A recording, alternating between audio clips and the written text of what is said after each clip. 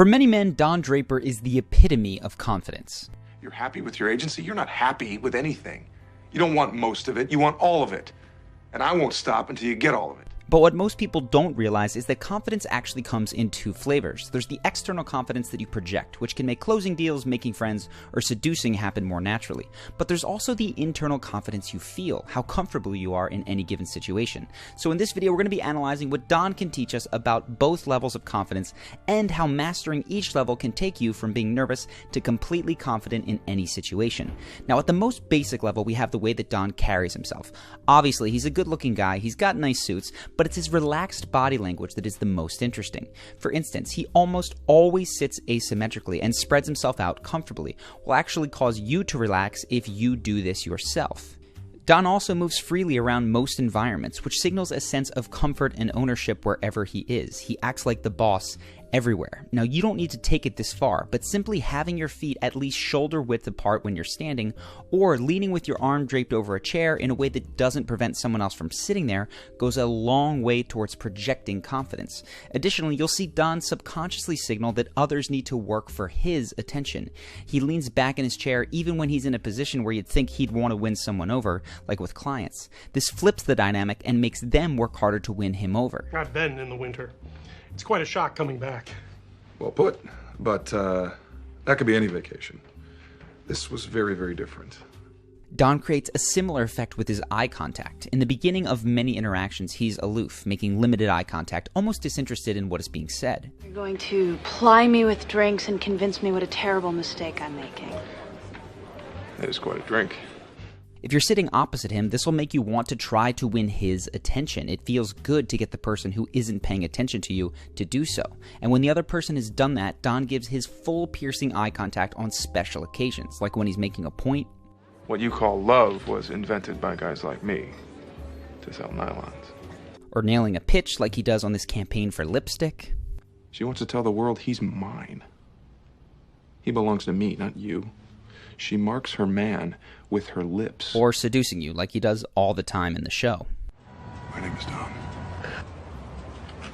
The biggest thing to take into your own life from Don's variable eye contact is not that you need to ignore people to be cool, but that when you are making your key points that you want paid attention to, hone in. Those narrow, piercing eyes keep people captivated, and they show confidence in the words that you're speaking while emphasizing your most important points. Now, you can do everything that you've talked about up until now fairly easily, but a much more difficult element of body language to master is what you don't do. And if you pay attention to Don, you'll notice that he doesn't fidget. And that takes us to the next deeper layer of confidence, which is non-reactivity. It shows that you're not pressured by what's happening around you, and that makes you come across as more powerful. For instance, watch how Don reacts when two men hit on his wife in Rome, and how he calmly roleplays that he doesn't even know her. Contrast that with their insecure overreactions to him.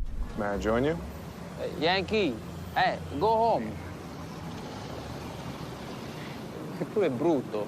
Are they making fun of me? A little bit.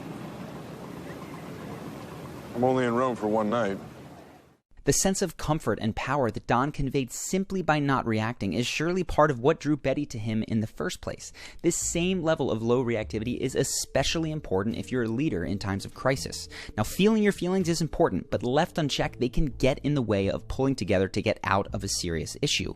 Keeping emotional expression in check actually inspires resolve in others. In addition, simply remaining silent when things are going wrong buys you valuable time to think without exposing you as someone who is totally confused and lost. Don is so good under pressure, not because he's just fast on his feet. That's actually an illusion. It's because he slows down enough to think calmly and react in the best way possible. Watch how he responds when a client doesn't like his pitch. And I'm going to have to speed it up a bit because he gives himself a full 20 seconds to think.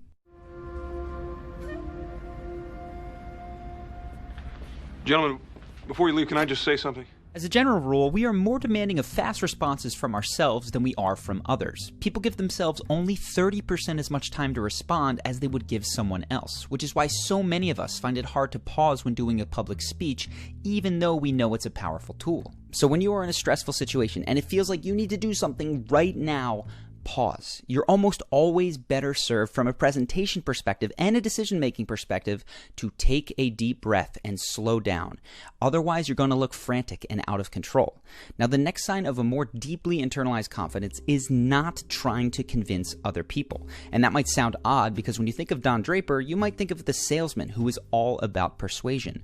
But being persuasive generally is very, very different from trying to convince any specific person. So paradoxically, Don makes many of his sales by not badgering clients and instead framing himself as an equal partner in a negotiation. He's screening them as much as they are screening him. Call it a day. Gentlemen, thank you for your time. Is that all? You're a non-believer. Why should we waste time on kabuki? Sit down. No. Not until I know I'm not wasting my time. Now, this is effective because one of the ways that we determine if we want to associate with anyone is by how much they seem to want and need us. We, of course, like people who are interested in us, but not too much. Much better is to share your interest, whether it's with a date or a client, but to walk away if it's not reciprocated. Now, one caveat here is that if you walk away in an emotional huff, you're not signaling confidence or power. You're signaling petulance, and that makes other people just glad to be rid of you. Now, Don is guilty of this from time to time when people don't like his ads. Hope you enjoyed looking in the window. Give me a minute. Out! Get out! Don. Excuse me? Get your things and get out of my office now! Resist the urge to yell or to tell a date or a client how sorry that they're going to be for blowing the opportunity, and instead step into the mindset that says, well, looks like we're not a match, I wish you the best. Now, this finally takes us to the deepest layer of confidence, and that is the belief that no matter what, you will be okay. When you've internalized this, confidence comes easy. Now, it all sounds nice, but how do you develop this belief so that you feel it in any situation? One of the fastest ways to build any belief is to live it, so you show yourself that you're going to be okay by doing exactly the things that you think you wouldn't be okay if you did, and you don't have to jump off of buildings. In this case, I mean social things. So this is what Don does in the final seasons, and I'm going to have to quickly catch you up on the plot of Mad Men for the next clips to make sense.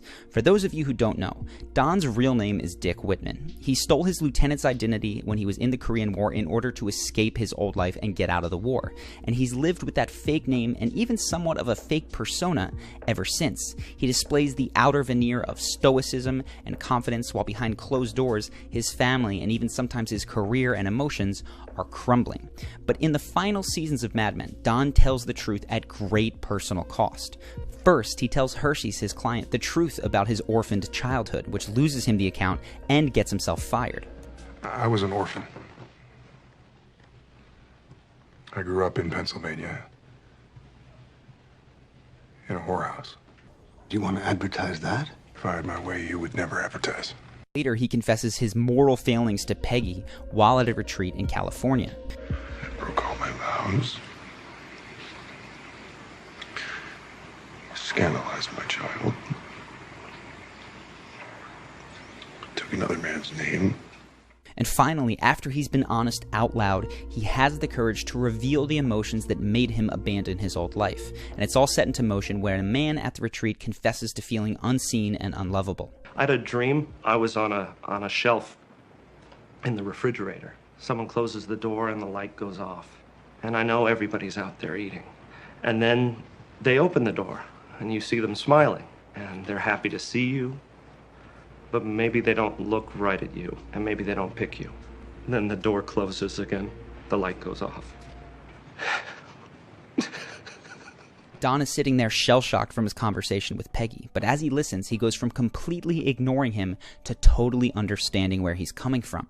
Despite the validation from business success and affairs with many beautiful women, Don still feels unlovable. And when he finally recognizes that same feeling of being unseen and unlovable, he can authentically connect with this man.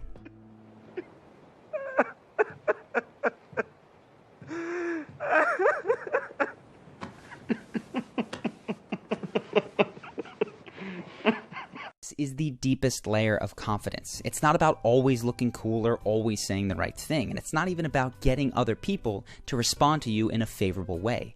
It's living your life, at least socially, like you will be okay no matter what. And that means that you can tell the truth even if it loses you a client. You can tell the truth even if it makes you feel weak. Because when you live the truth, believing that you're going to be okay no matter what, you won't stay feeling weak for long. Instead, you'll stop feeling like you always need to say the right thing, and you'll stop worrying that someone else might reject you, because you know that you will never reject yourself. And when you combine this deep internal confidence with the ability to project external confidence, every interaction becomes easier and more fun, and you may begin to even look forward to the situations that previously stressed you out.